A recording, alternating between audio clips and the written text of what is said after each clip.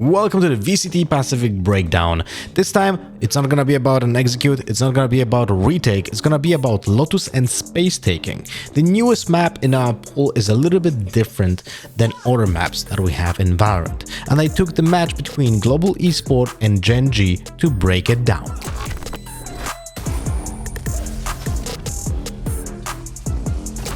So in this video, I would like to compare two rounds from both of the teams and explain why it's so important when it comes to taking space in this area over here on the map. Both teams have a very specific way of taking it or defending it, and we're gonna draw comparisons and explain why this is happening. But first, map theory. Why is this area so important? Typically, we can say that if an attacking team wants to commit on a side, you can say that when they breach this line over here. But if the defense is pushing over this line towards this area, well, then it's so hard to get to that point, right? So essentially, the defenders, by pushing over this area to establish control over the doorway, they save time. They save time on rotations, and they also are more alert on the potential execute in this area. If an actual attack is gonna be done through the A main, the defenders are already up close and they can alert the C players or the B players to rotate faster through the spawn area or through the destroyable door for reinforcements, so they save time because they're alerted faster. Or if the attack goes through C or B, well, then you also have the possibility of rotating through the destroyable doors and through B towards C to save the time that you typically waste if you have to rotate through the spawn, because it's so much longer. So this is actually very efficient, but also drains out the utility from the attackers if they want to breach this site again. Now I'm gonna play out the beginning of the round and pay attention to what I mentioned about the rotations, because when Gen G is taking aggressively the space on A main, the opponents are alerted by the amount of utility that was being used here.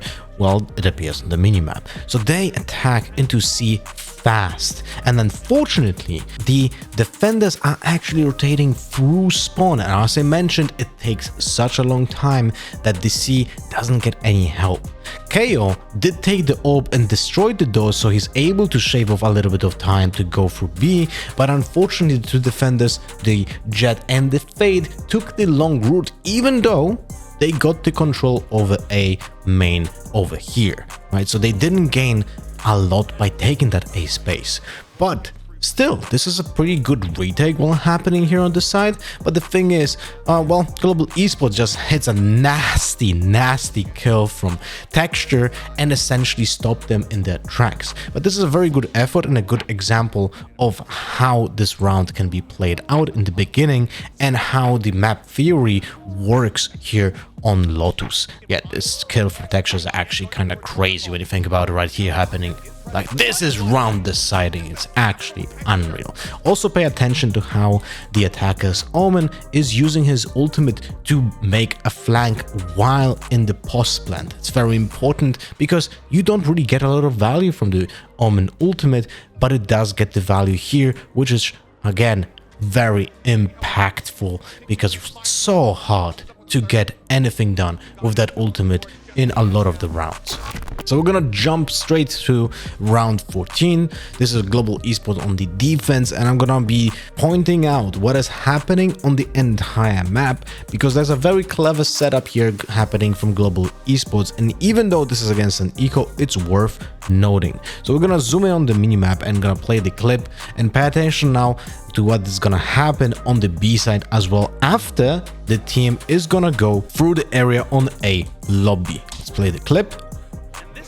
There's the standard care dagger, there's the paranoia, there's the flash as well to substitute all of that space taking, and the standard TP onto rubble from the Omen. But instantly you will see the KO go towards B side, and now he's playing off the contact of the alarm bot, and there are two nanoswarms to stop a potential push. Why is this so important? Because the Killjoy is playing with another player on C side and they play off contact of turret. So essentially they have a substitute for one player, let's say 2.5 players on the C side, and the B side is bolstered by another player that is essentially guarding the entrance. So every single lane over here, this one, and this one is being guarded by, let's say, enough stopping power to count as 2 players.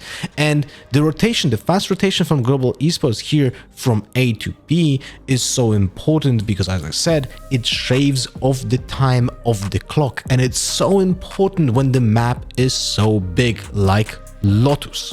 So now let's go back to the actual broadcast and play the round out. By using the smoke over here in the C lobby, they push away the players from that area because it applies pressure. It's like pushing against the current. The pressure from that smoke pushes them into the hands on the A lobby players. Now, after doing that smoke, they need to recheck the area on A and make sure that they can establish the control again. This smoke, the one-way smoke here, is so hard to go through. As you can see, there's almost no space here that allows you to peek safely without being, well, exposed with your feet.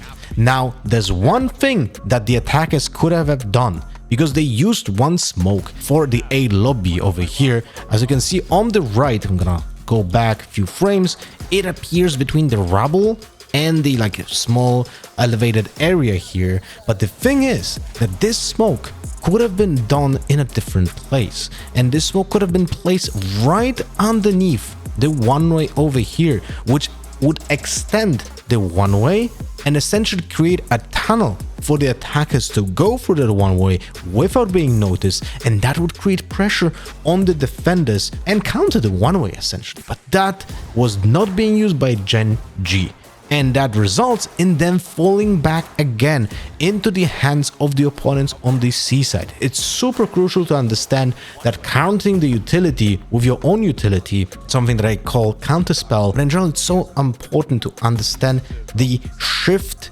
when it comes to the pressure that you can achieve while using your own utility.